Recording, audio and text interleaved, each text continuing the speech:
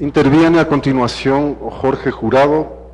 Él tiene una maestría en Ingeniería en Energía y Procesos, es profesor de Flaxo, es un consultor ambiental independiente. Es bueno que también otra de las personas que no directamente es historiador, sino que trabaja en esta área tan distinta a la de los historiadores profesionales, incida también en el debate organizado en torno al manifiesto y en historia a debate, porque la parte del ambientalismo, como ustedes conocen a través del manifiesto, tiene mucho que ver con la propuesta del manifiesto. Buenas noches y muchas gracias por la invitación. Y no debo dejar de reconocer que realmente me sorprendió mucho cuando hace un par de semanas fui convidado a que esté en este foro. Yo mismo no me lo creía, dije voy a ser una especie de bicho raro en medio de una serie de personas que se preocupan mucho sobre lo que ha sucedido, sobre el pasado, y me planteé la posibilidad de generar algún nivel de discusión que creo que es necesario desde el punto de vista mío profesional. ¿Por qué aquí en este foro? Porque también soy miembro de la red de Historia Debate, aunque un miembro silencioso pero muy lector, y que me ha causado una enorme impresión debido a la riqueza de las ponencias y a la riqueza de los debates que ahí se plantean. Pero sobre todo me gustó mucho cuando pude darme cuenta de que era una posibilidad muy fundamentada, basada además con un nivel tremendamente interesante desde el punto de vista académico en muchos casos, que podía ser un contraste a la opinión mediática, muchas veces sesgada, manipulada sobre diversos hechos actuales que se están viviendo. Y concretamente me refiero que para mí fue un enriquecimiento el debate que se llevó a cabo, especialmente con mucha frontalidad en los últimos 2 años sobre el tema venezolano, que a mí me abrió mucho los ojos sobre ese tema. Pero decidí participar además aquí porque como ambientalista, que soy ambientalista por profesión, ambientalista por vocación y creo que ambientalista por desesperación, estoy convencido de la necesidad de poder buscar la posibilidad de que se reconozcan los hechos, interpretar las memorias de la permanente dependencia del ser humano, de la naturaleza, del ambiente, para así evitar de alguna manera el fin del futuro.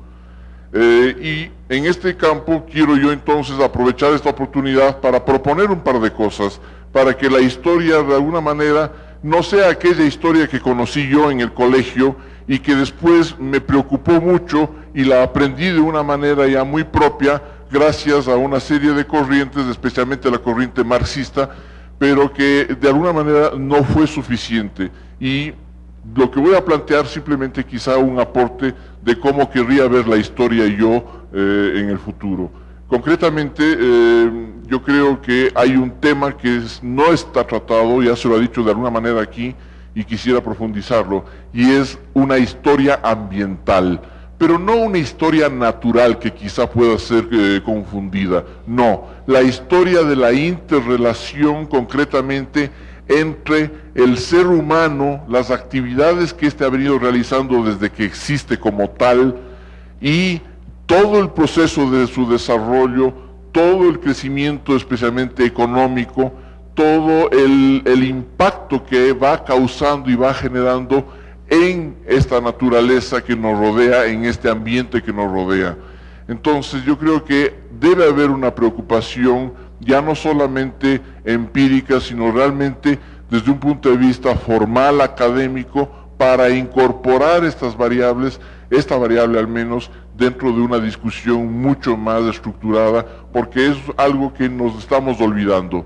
Yo solamente quiero plantearles a ustedes cuántos de nosotros aquí en la sala se acuerda, recuerda o conoce, porque tal vez son bastante menores que yo, conocen cómo era el Ecuador desde el punto de vista de su cobertura vegetal hace 60 años.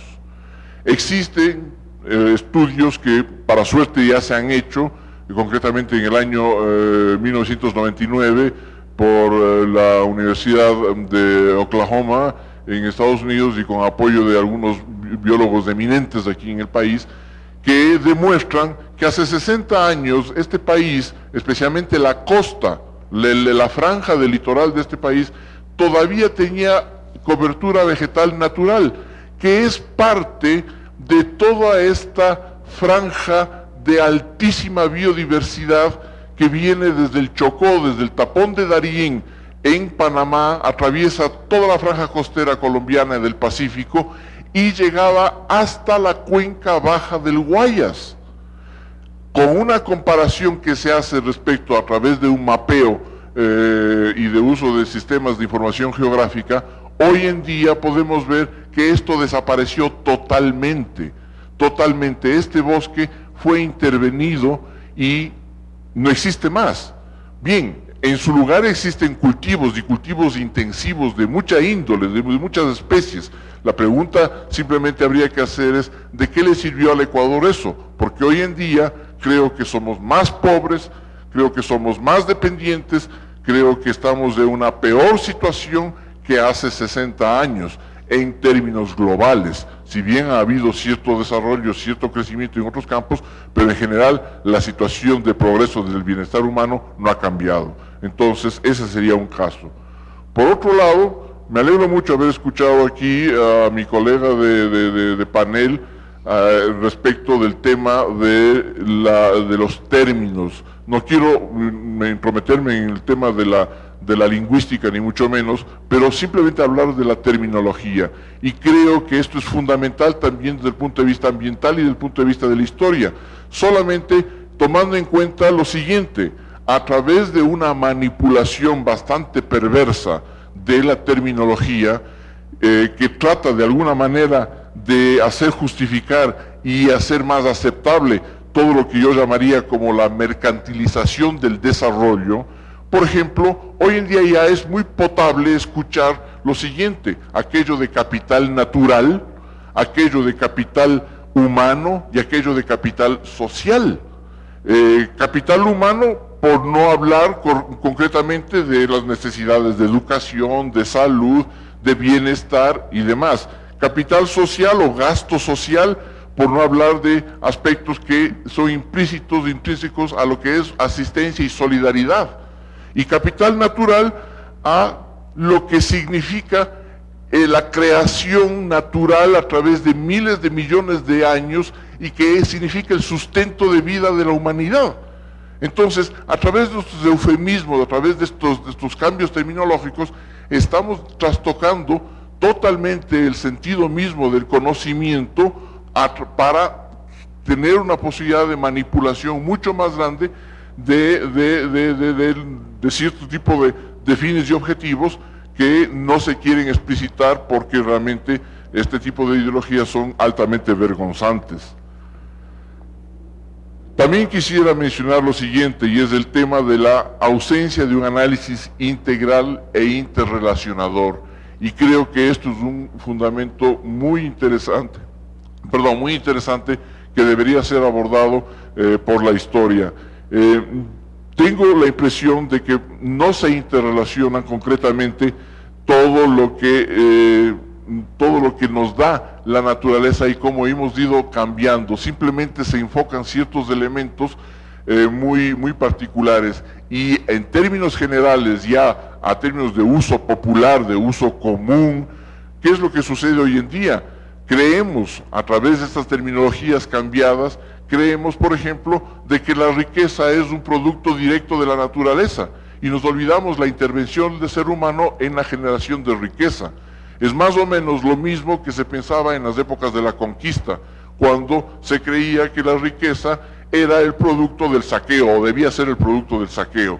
Entonces, no hemos cambiado mucho, se han olvidado una enorme cantidad de elementos que han sido producto del desarrollo de la creatividad y del pensamiento humano en esta época, y estamos volviendo a unos elementos de conocimiento bastante simplistas, que no nos explican nada, pero que sí conducen a una alienación mucho mayor.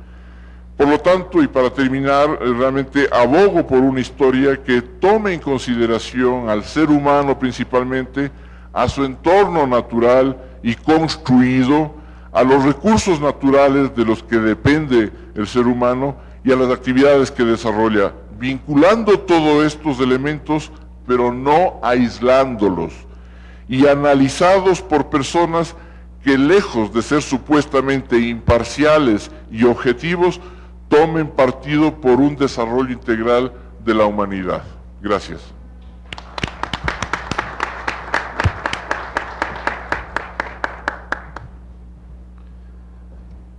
Incorporamos también en esta mesa al profesor Roland Almrup.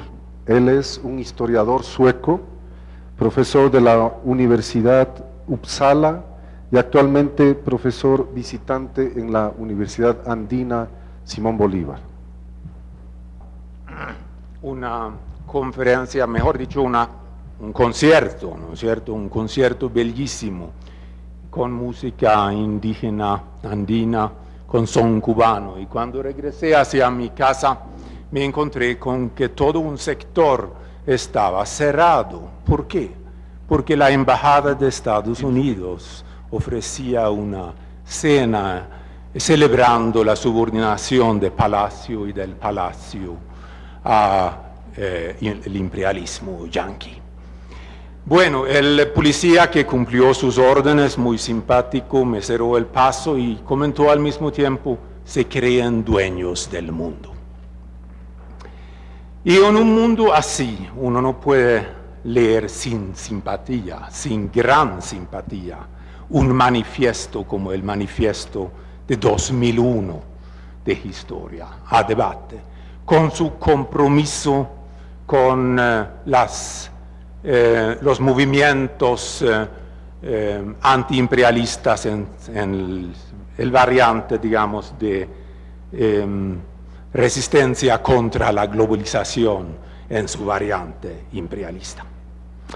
Digo que siento por este manifiesto una gran simpatía, tanto en mi calidad como historiador, como en mi calidad de animal político. Una simpatía por el compromiso del historiador que enfatiza el manifiesto. Un compromiso con que la historia siempre es una historia del presente, un reconocimiento que no se puede hacer una nítida distinción entre la historia inmediata y la historia mediata, entre la historia que trata del mundo de hoy y la historia que va hacia, por ejemplo, la época medieval, como Carlos Barros hace como medievalista. Ese manifiesto tiene un precedente en dos conferencias que Carlos Barros dio en América Latina, en México y en Argentina, y publicados por la Universidad de Navarra en una revista Memoria y Civilización. Y en este manifiesto también se enfatiza que necesitamos una nueva historia, una historia para el siglo XXI. Una historia que rompe con las concepciones finalistas de la historia, ya sea en su variante liberal, ya sea en su variante marxista. Esas ideas de que la historia se desarrollaba a través de grandes épocas o periodos o entidades o totalidades llamados feudalismo, esclavitud, feudalismo, y en el variante liberal terminando con el capitalismo, en el variante marxista con el socialismo y el comunismo. Esa crítica correcta de mi modo de ver de ese tipo de concepciones hace un tanto más sorprendente que el manifiesto de Historia a Debate, este manifiesto publicado en 2001, en una cápita que se llama Contra la Fragmentación. Trata de conservar y rescatar nociones como civilización, mentalidad y sociedad. Podemos leer en esta cápita del manifiesto que se quiere escrutar la globalidad a través de conceptos aún potencialmente abarcantes como mentalidad y civilización y sociedad.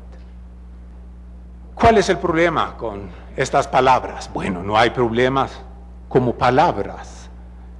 Vamos a seguir obviamente a hablar de la sociedad, vamos a decir que la cosa es mental, vamos a decir que alguien es civilizado o no. No, el problema se presenta cuando se convierte estas palabras en conceptos teóricos, en conceptos analíticos, en las herramientas para nuestro trabajo como historiadores.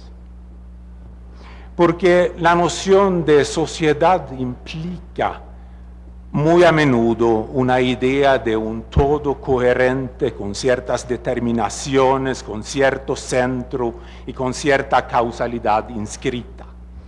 Es decir, se vuelve a caer en precisamente el tipo de concepciones sobre una totalidad social que se desarrolla a través de diferentes etapas o por lo menos tiene cierta jerarquización. Es esta concepción de las relaciones sociales que quisiera poner en duda y que obviamente el tiempo aquí no me permite, pero seguramente vamos a tener oportunidad de continuar esa discusión. El concepto de sociedad, esa categoría teórica sociedad, es realmente una herencia del siglo XX, de la sociología del siglo XX, de la idea de este todo y de la ingeniería social que iba a transformar ese todo. Y esos otros conceptos, civilización y mentalidad, tienen este mismo carácter totalizante y homogéneo. Del siglo XX, de la antropología y sociología francesa, más tarde adoptado por la historia, con la historia de las mentalidades, que por cierto hicieron aportes importantes, pero la historiografía francesa desde algún tiempo ha abandonado el concepto a favor de, más bien, del concepto teórico de formas de representación, que no adolece este carácter totalizante que tiene la idea de mentalidad, la idea de que podría haber, digamos, una mentalidad global o de una época o de una sociedad o de una civilización. Por lo tanto, creo que en este punto quisiera hacer estas anotaciones críticas, que no tiene otro fin que, digamos, contribuir a ese debate que tan meritoriamente ha abierto Historia a debate en sus diferentes formas, las conferencias, en la web, etc. Y tal vez va a haber oportunidad de continuar esta discusión con Carlos Barros y también con los otros miembros de la red de Historia a Debate. Gracias. Soy el miembro más antiguo de Historia a Debate, Juan Pazimiño, y debo referirme a tres grandes lineamientos que constituyen a su vez tres ideas fuerza o tres preguntas. La primera: ¿es posible una historia inmediata? El 21 de enero del 2000, cuando se producía el golpe militar indígena contra el presidente Yamil Maguad, dirigí una nota vía email al amigo Carlos Barros, que inmediatamente la puso en circulación en la red. En los días siguientes recibí una enorme cantidad de emails de investigadores de todo el mundo interesados por los sucesos del Ecuador, que algún investigador del extranjero ya denominó la rebelión de Quito. Ofrecí un trabajo de mayor tamaño y explicativo, y ese trabajo está publicado en la página web de Historia a Debate.